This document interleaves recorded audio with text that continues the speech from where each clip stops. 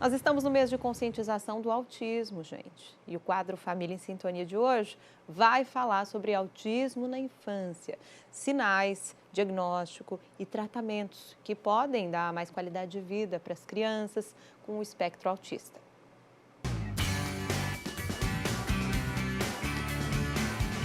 A filha da Jade foi diagnosticada com autismo pouco antes dos 3 anos. Por isso, ela e a família entenderam na prática a importância do diagnóstico o quanto antes para começar o tratamento. Vinha dando alguns sinais, como a gente chamar pelo nome, ela não atender, ficar num hiperfoco de objetos, enfileirando objetos, um interesse muito grande por alfabeto. E eram pequenos detalhes que foram chamando a nossa atenção. E quando ela entrou na vida escolar, a gente teve também um alerta por parte da escola do tempo de permanência, numa roda de conversa, numa roda de história. Foi graças a isso, na verdade, que a gente conseguiu iniciar uma terapia de forma precoce. Não existe uma regra nem idade específica, mas existem marcos no desenvolvimento infantil. São sinais que podem ser sutis e, embora sejam muito visíveis, não podem isoladamente determinar o diagnóstico. O diagnóstico de alguma dificuldade específica, ela não é fechada apenas por um sinal ou por uma dificuldade num brincar. A gente sempre vai precisar buscar, quando a gente faz uma avaliação de instrumentos diagnósticos, a gente vai buscar por mais áreas de atrasos, mais áreas em dificuldade para que a gente possa estar pensando num diagnóstico, e esse diagnóstico ele nunca é fechado sozinho. Então é importante que a gente vai ter esse olhar da clínica, dos profissionais da clínica e também de um profissional, de um médico. Antes mesmo do diagnóstico, o atendimento já começa com o acolhimento da família, que passa por uma avaliação e, se necessário, já começa o tratamento com o paciente. A família ela tem que sentir esse afeto genuíno. Ela tem que perceber que a gente está aqui à disposição dela para trabalhar com eles e para fazer o melhor pelo filho deles. Então, o nosso trabalho ele vai ser fortalecido quando a gente consegue explicar para a família o processo que a criança está passando, quando a gente consegue trazer para a família qual método a gente está trabalhando, ou qual conceito, ou qual abordagem a gente vai trabalhar, porque essa se encaixa melhor para o filho deles nesse momento. A gente mostrar isso para a família através de um plano, ó, o teu filho está vindo aqui para a clínica, a gente vai estar trabalhando com isso, ele veio hoje é isso, e depois a gente vai trabalhar com aquilo. Mesmo que acolhidos, os pais podem lidar com uma série de sentimentos depois do diagnóstico. Dúvidas, comparações, ansiedades, medo, culpa. Por isso a importância que as diferenças sejam respeitadas nas crianças e também na família. Muitas dúvidas que os pais têm, será que quando crescer o meu filho vai dar conta, meu filho vai conseguir trabalhar, vai conseguir ir para uma faculdade, vai conseguir ter a vida dele independente? Então eu sempre digo assim, o mais importante é o que a gente vai fazer nesse momento do diagnóstico. A gente já sabe que a criança apresenta dificuldade, então o mais importante é a gente trabalhar com a criança. Vamos trabalhar para desenvolver ela da melhor forma possível. Tu começa a compreender que não dá mais para te criar grandes planos e que é um dia de cada vez e que tu precisa focar no teu objetivo, que é o que eu preciso fazer agora para auxiliar o meu filho no desenvolvimento dele.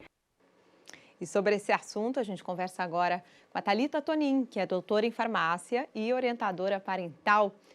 Thalita, eu queria começar te perguntando quais são os primeiros sinais de autismo. Geralmente são alguns sinais precoces relacionados à comunicação e que podem ser percebidos como não atender quando é chamado pelo nome, não conseguir demonstrar com reações e expressões faciais quando está feliz, triste ou zangado, não manter o contato visual, não comunicar ou mostrar aos pais aquilo que interessa, como um objeto especial, por exemplo, não conseguir dar tchau com a mãozinha, uso também repetitivo de algumas palavras ou até mesmo gestos.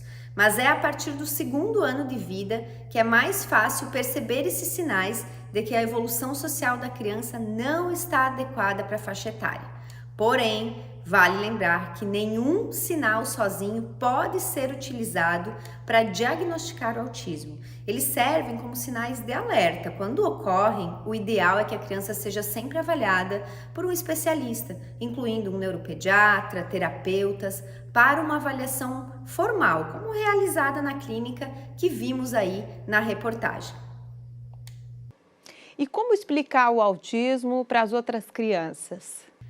Uma metáfora que pode ser utilizada para explicar para as crianças e até adultos sobre crianças neuroatípicas é comparar o cérebro e o corpo humano a uma orquestra.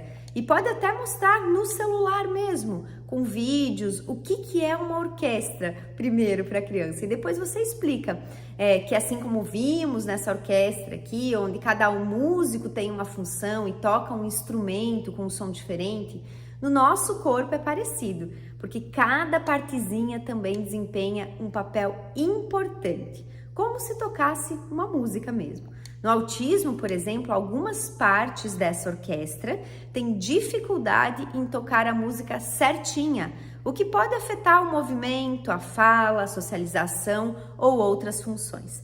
Mas podemos sempre ajudar essas crianças a adaptar e encontrar maneiras criativas de tocar a música delas. As profs também podem auxiliar na escola com livrinhos, rodas de conversa, nós pais falando sobre isso em casa e assim, com o nosso auxílio, elas encontram outras formas de se expressar, de aprender e desfrutar da vida, como uma música no ritmo deles.